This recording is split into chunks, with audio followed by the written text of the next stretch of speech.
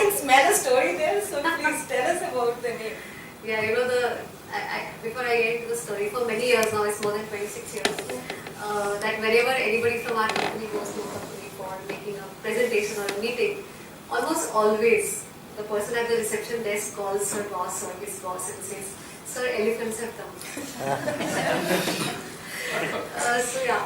So the story was that we all had our own skills and different disciplines as expertise and so on. The other thing we had learned along the way in design education was that design is not a solo game. So designers don't exist all by themselves. They need a user for whom they would design, and they need some marketer who would market or distribute or offer that service or product or both. Beyond that, we also realized that you cannot design anything just between designers.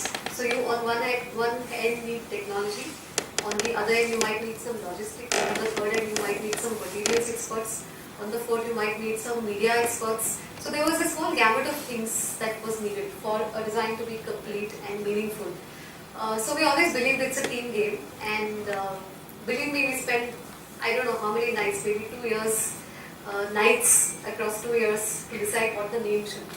That was the biggest decision of our life that time, and we never agreed.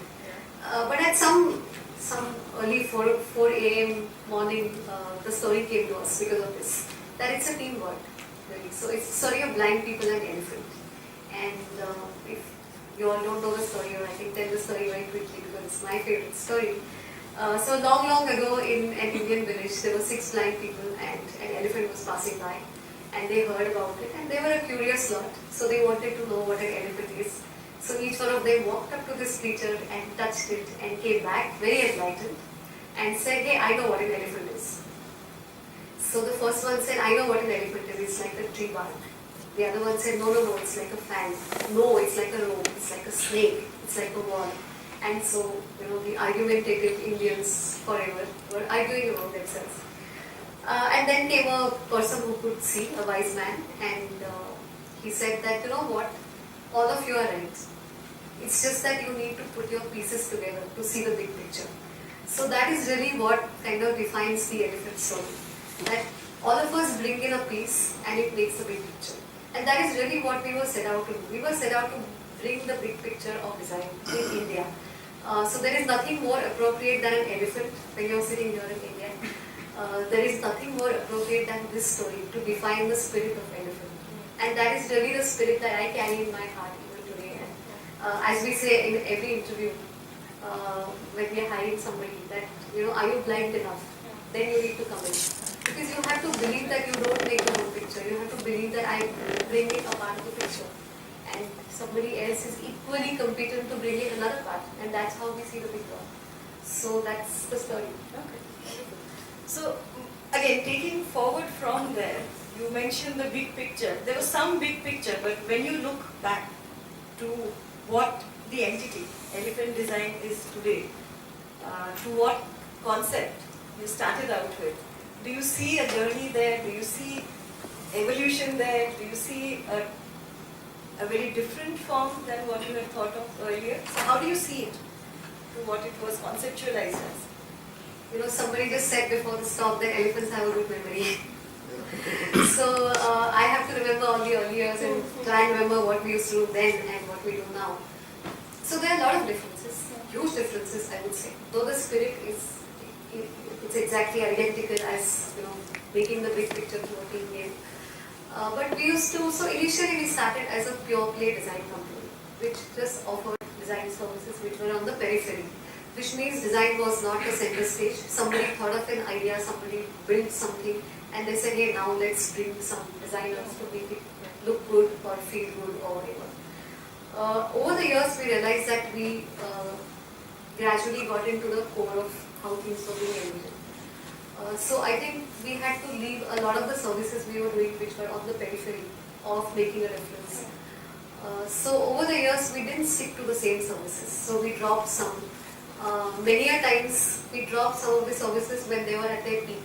They were giving us 30 or 40% of our business. But we realized that they were not core to making a difference. So these were not great business decisions. but they were great decisions for keeping the spirit of elephant alive. So I would advise the same to all the young people out here who are sort of taking the plunge. That every decision you take, I think now you would be far more wiser and you would be taking business decisions. We didn't do that. There was no TI, there was no TI in those days, and there were no mentorship programs. So to come back to your question, many of the services along the way we have changed, evolved, removed and added. From being pure play design, we became a design and strategy company. From being design and strategy company, we became a strategy and innovation company. And very recently, about 3 years back, we dropped all these descriptors and we just call our company by the word elephant. Because we feel that we should be open enough to bring in whatever it takes. So we don't want to bind ourselves with a descriptor and say we only do this. Because who knows, the challenge lies somewhere else and we won't do it. So we are ready to do any challenge which makes a difference. So it has changed a lot. And you have to be able to drop things, leave things. So that's really nice because as we are discussing each aspect, we are getting so many interesting elements around just from the journey, from the story to entrepreneurship. I mean, as Ashwini just now mentioned, we start with the idea, we start with the concept, and we don't really stick to it completely, right? There are a lot of scripts are written over the years, and what it is today, the core essence remains, but the form and the shape and the entity goes through multiple transformations. I just want to give an example which is very close to our business.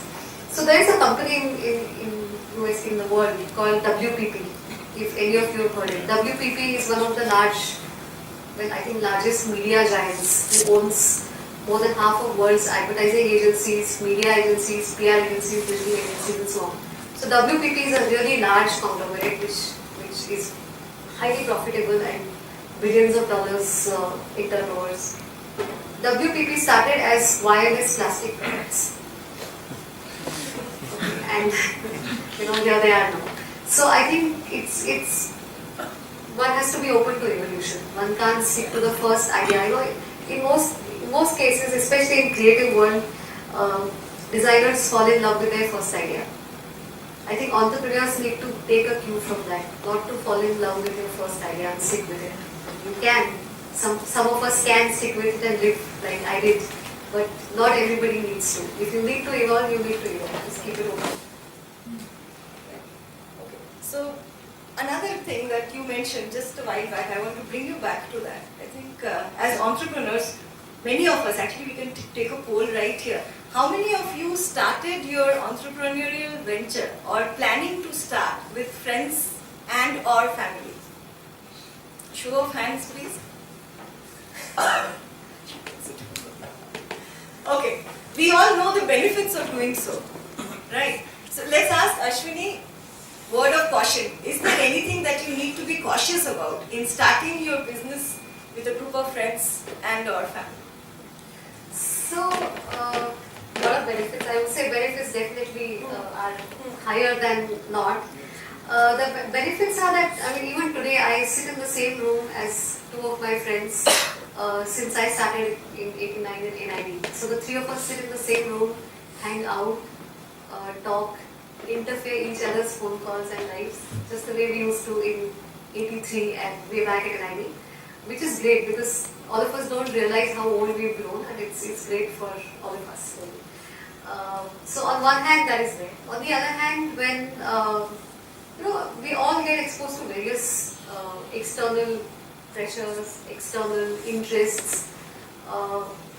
We all get impressed or not impressed by various different things, and not all friends get impressed by the same things at the same time. Each one of us has a different growth path, or each one of us has a different dream, or each one of us thinks our idea of success is very different. So no matter how close you are as friends, your ideas of success could be very different at different times. So I would say that's something that you have to deal with, and you also have to deal with letting go. So though you saw 6 people out there, now there are 3 of us who run the company, and the other 3 at some point in time couldn't see the story of elephant as their core story and left.